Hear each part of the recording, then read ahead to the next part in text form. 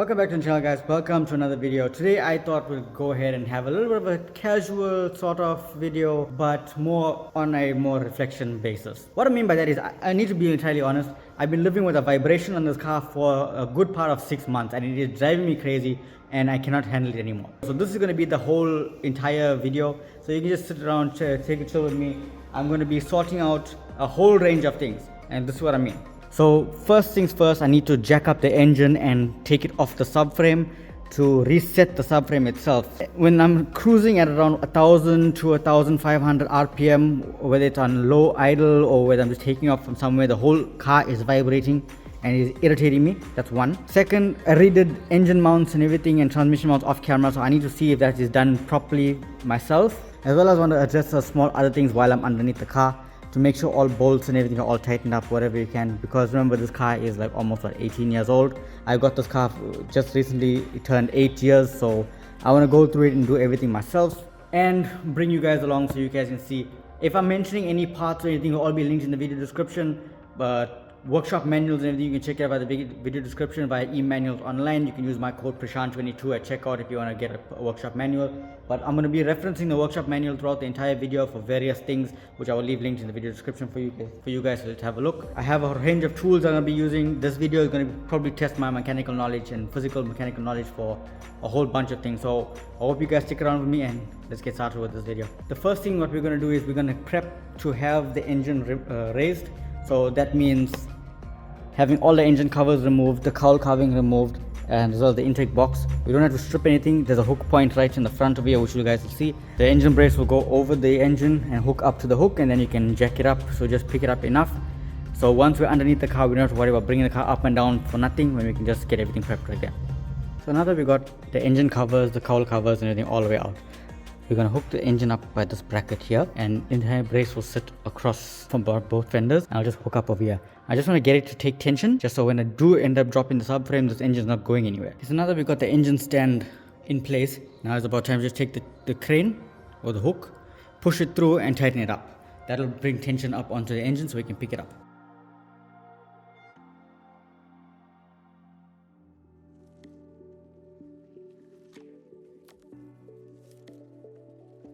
That should do it for now, until we get ready to get everything off, and then we can start picking it up. So now, with that in place, let's get the car in the air.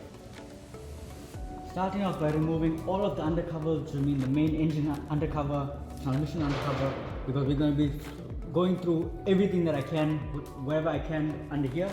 First things first, we're going to deal with the subframe over here as well. That's one.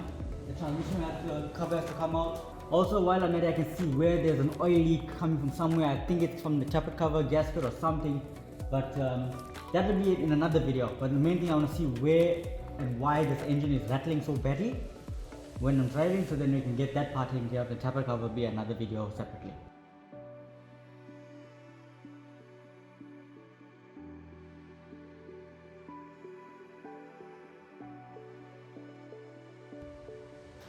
Starting off with some parts that we got, so I just want to show you exactly what parts we have.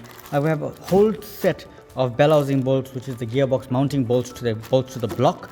I have a complete new set of bolts because I've noticed a few are missing, and to find them used or anything is going to be a pain. So I just went and ordered a whole set of gearbox bolts, which has 2 of these small ones, 2 of these big ones and everything. So it's a whole set. Link down in the description for you guys to check all the bolts and everything, the part numbers. Here's the center carrier bearing, which will couple to the middle of the prop shaft, and has the rear guibo that bolts to the diff and the back of the prop shaft. So we'll sort that out, and in a later video or maybe in the future off camera, I'll do the front when I have these available in stock. But yeah, so that's the rear guibo, and a whole set of bolts for the gearbox, which will be mounting up and torqued down to spec. So we'll make sure everything is tight and properly secured. Right now I'm going to go ahead and undo the main chassis brace. I'm going to drop all of the covers that I can. So this cover has to come out, this cover has to come out. So I'll remove these, take the main bracing off, and then loosen up the subframe bolts and the engine mounts, which is 16mm up on the top here, as well as a 16mm up in the top over here onto the engine bracing mount. So that's there. I'll wipe up underneath of here so we can make sure there's no leaks or monitor where any leaks are coming from. This is a BMW after all, so it's bound to have leaks somewhere around the line. But we just want to find out where it's leaking from. It's mainly around this area here, so I guess it's bypassing the tappet cover, leaking down onto the timing cover and onto the steering rack itself. So yeah, that's my assumption. Without further ado guys, let's get started on removing all these covers and getting the subframe out, and then we can tackle whatever we can afterwards. To remove the reinforcement bar, it's a 16mm socket and the nuts, bolts all here. There's about 6 of them, 2 here, 2 here and 2 at the back. So I'm going to remove that by hand by breaking them with the crowbar, and then remove this, and that will give us access to the subframe. And that is held on by 18 or 19. I just need to confirm that. Most likely it's 18, judging by eyeball from there. So we're just going to remove this for now, and we can start to get to that as well.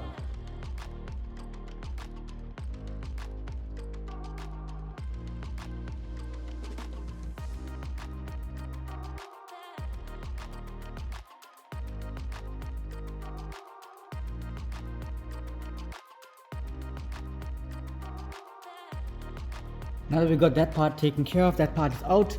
What I like to do is whenever I'm removing any bolts, I like to keep them all with the part that I removed. So I got the whole 6 bolts that mount up the reinforcement bar. I have that with the reinforcement bar, so no, I don't get my bolts and everything mixed up. Now I'm just going to loosen up the subframe bolts just so I can get it to move around, and then I'm going to remove the rest of it. I'm not going to take the subframe completely off, because I will need to bring the car back down just to make sure that engine is completely jacked up. I just need to remove the engine mounts itself. I'm not going to remove them off completely. I'm just going to loosen the threads to get it off the mount itself from the subframe, and then I'm going to just undo it. If you have access to a breaker bar, I can get into it. Most likely if you're going to replace this, you'll probably have access from the top, but undoing this from underneath, which is more of a challenge. What I'm going to do is I'm going to remove the bolts that hold the engine mounts in place, that's underneath here as well as underneath here, just so I can get up out of the subframe so that it drops in. You can just line it up afterwards. I noticed the nuts are tight, so I don't have to worry about that much. But once I get this part removed, I can move the subframe out of the way. Then yeah, maybe I can get another spanner or something to get in the way, but most likely I'll have to do it from the top, which is a bit of an inconvenience now that I'm underneath the car. But yeah, we'll see what happens. I'm just going to remove these. So these are the bolts that are here for these engine mounts. They are here, one here and one here. You'll find the same on the opposite side, and these are E12s. So you need to get an E12 like this, and then we can break it free. Now I'm going to move you guys around so I don't be in the way, but I'm going to see if I can get this open.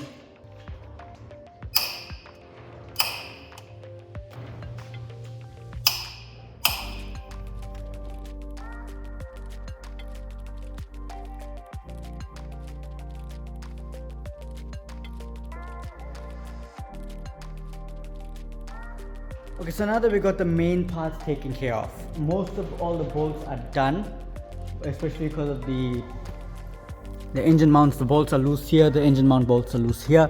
I'm gonna bring the car down, and I'm gonna start turning up the hook so that the engine should be able to pick itself up off the seating posts here, and then we can have access to remove the subframe bolts.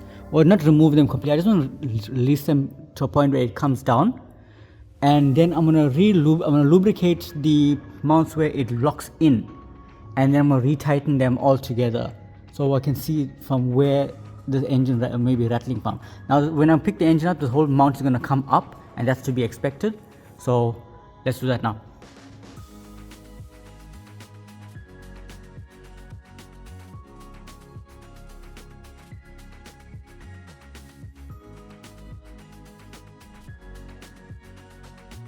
Okay, now that we picked the engine up by the hook, you saw it did rise up a bit. That's more than enough for me to be able to loosen up the subframe bolts and drop it down. Not all the way like I mentioned, just enough so I can get access to the dowels so I can move everything back in place. Alright, with that part, now that you see that the engine is up, if I move the engine itself, you can see the engine does rock around and move, but because it's just I'm exerting a lot of force onto it. So yeah, that part there is fine. And now all the matter of just having to undo subframe bolts and bring it down slowly. So what I'm using the power bar and a short extension for the front. Over here we don't need an extension, but I'm going to use one just to be safe. And here I don't need one because it's right there. These are all 18 millimeters.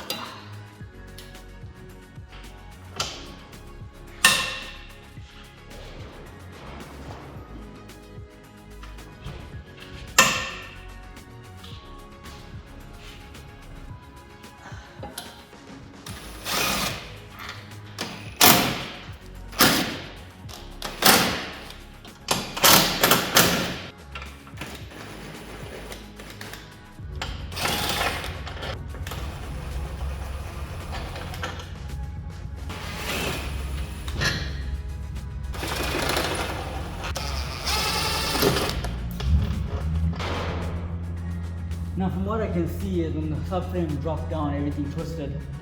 So it probably wasn't aligned, which is probably why it's been irritating me so long. So what I'm going to do is I'm going to get some grease and put it along the dowels of the subframe mount, and then I'll push the subframe back in so I don't have it hanging like this. So yeah, let's do that now before it gets too late.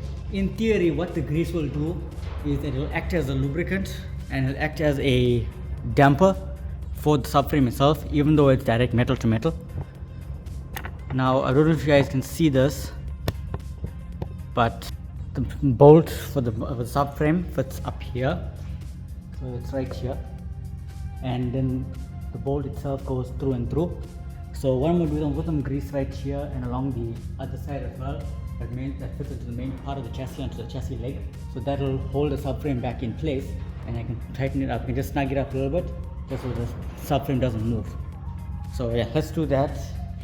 So I'm using some wheel bearing grease, which is what recommended to me, because it can handle up to a bit of higher heat. So any grease can work. I'm just using this as a precaution. So I'm just gonna put this like that.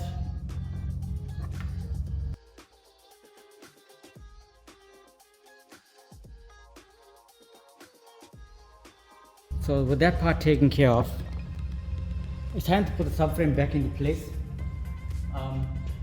Yeah, so it's just enough so that the threads and everything are lubricated and it's got some sort of dampening. But the main part is to get it mounted out or have it removed, just so I can put the bolts back in myself and tighten it up. I have the bolts here. This one here, there's 3 different sizes. The longer one fits in the middle of the car. The shortest one fits at the back of the car or the back of the subframe, and the middle sized one will fit in the front here. Now because this part is a bit of a 2-person job, I'm going to put some jack stands underneath the subframe area and bring the car down so that the stands pick the subframe up. That way I'll have access to be able to put the bolts back in. That'll be the safest and easiest way that I can get to it done myself, and to ensure that this is not sitting off or if it's getting cross-threaded. So let's do that now.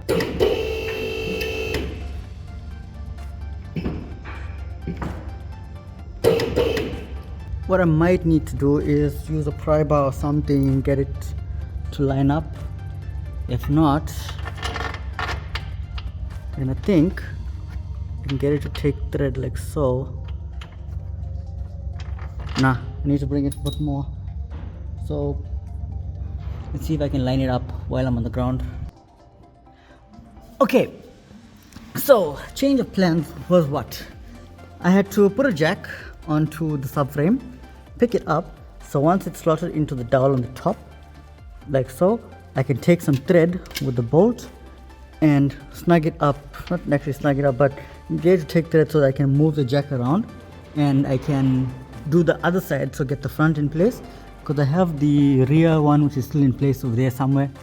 It may have came out on an underage, but yeah, I can do that now, and I can get the bolt to take thread, and I can pick the car up again, and I can tighten everything up while it's in place and make sure that it's centered so that it shouldn't have any vibrations. The only way to test it once it's done is to bring the engine back down and to start it up and see that anything that rattles or anything that moves. But yeah, now that we got that in place, I can take the jack off, or once I'm going to do the front one first, and then I can take the jack off and I can pick the car up again. Now that I learned the trick properly, the way to do it is to get the middle bolt in place, just so that the subframe takes thread. Then you can align the fronts, and then the last is the rears.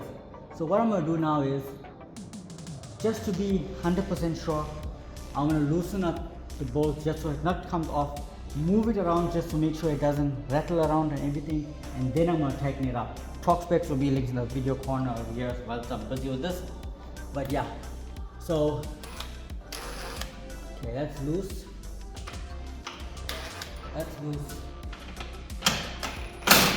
and that's loose. Now for the other side.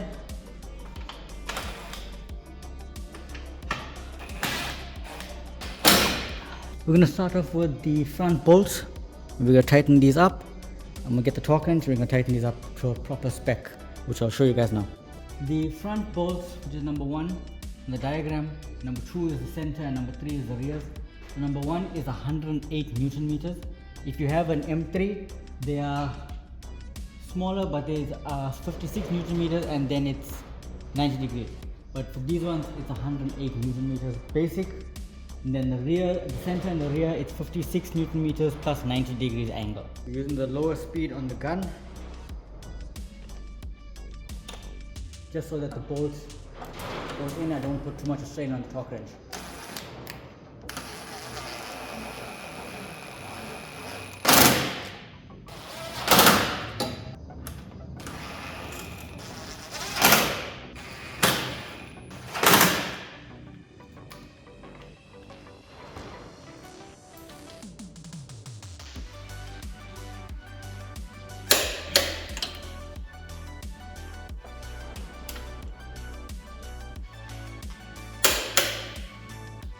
So the front ones are done. Now it's time for the rears, which is 56 Newton meters plus 90 degree angle.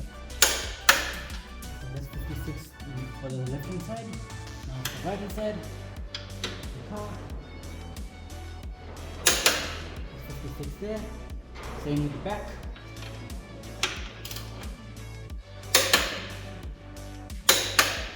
Alright. So what I'm going to do is, I'm going to grab a paint marker, and I'm just going to put a small dot here, as well as on the back end bolt, so I know that's where the 90, once it turns 90, we basically expect the bolt to be over here, so that's 90 degrees. Same with the passenger side as well. I'm going to go here on one end, as well as on the other bolt, so I know that's 90.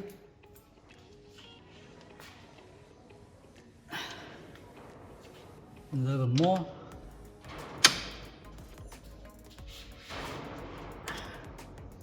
That's 90 degrees. I'm going to do that for the opposite side.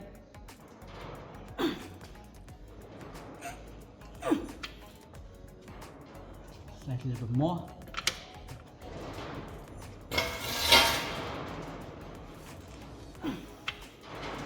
That's 90. And that's 90 degrees. So now that we got the subframe back and it's torqued up, I want to lower the engine back into place and then start the car. Okay, now we got that part taken care of. I'm going to go ahead and lower the engine, which will get easily undone by just unscrewing the hook. And the motor will drop down into place. That's what I'm hoping for.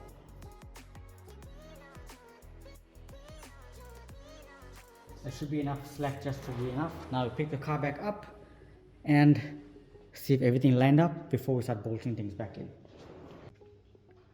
So update is I put everything back together. Subframe is on, as you guys have seen. By the way, this is about 2 hours later from the last time I recorded. So I put the subframe back on. I started the car. It still had a bit of a vibration somewhere. So I redid the mountings. I undid the engine mounts over here and on the passenger side. I loosened them up and I put them back in place. I also undid the transmission carrier, which is here. So with the engine up in the air and the transmission loose, so I managed to just wiggle it back in, got it set where it's set on its own. So yeah, I got that. While I'm at it, I'm going to be installing the new bell housing bolts and I'm going to remove the old ones. So yeah, that's going to be a bit of a challenge because there's not much space up on the top and everything, but I don't know if you guys can see that. But yeah, that's what I mean by saying it's going to be a bit of a pain. As you guys can see, I don't know if you can see that there's bolts missing and everything, and there's quite a substantial gap between the bell housing and the block itself.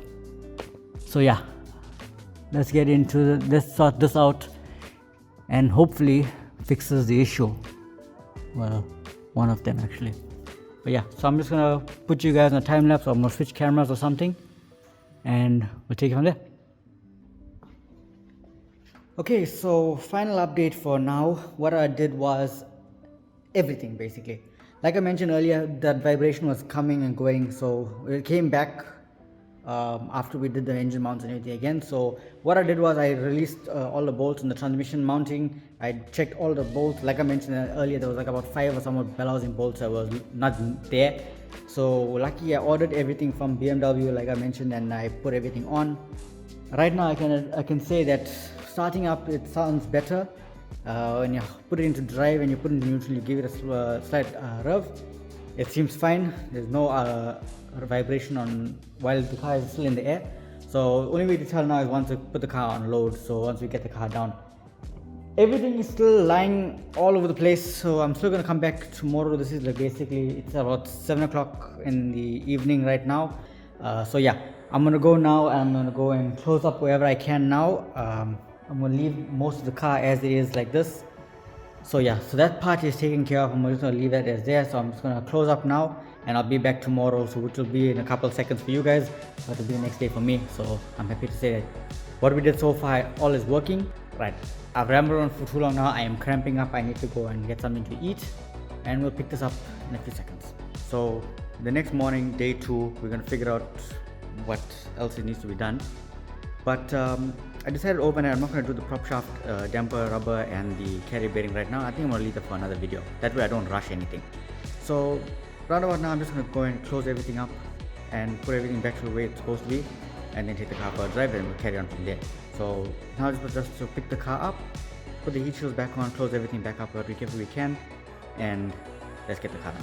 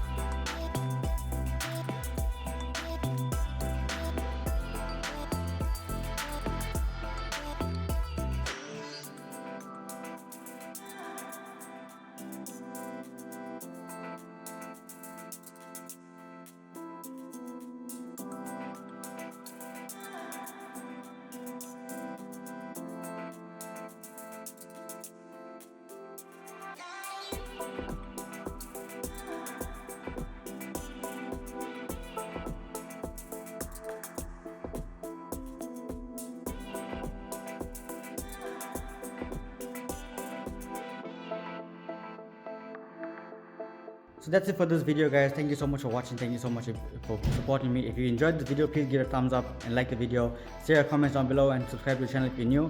So what we just did was we removed everything, we put everything back together. We have the subframe is fine. I'm just going to take it for a drive now and monitor it for it. And I'll give you guys an update in the next video, which is when we're going to be doing the carrier bearing, damper rubbers and stuff like that. So yeah, if you enjoyed this video, please give it a thumbs up and like the video. Share your comments down below and subscribe if you're new. And remember, everything I've mentioned will all be linked in the video description. Not like I mentioned it in this video to begin with. But yeah, in the next video we will be doing the carrier bearing and the damper rubber, so stay tuned for that. And yeah, thank you so much for watching. I'll see you guys in the next one. Take care. Peace.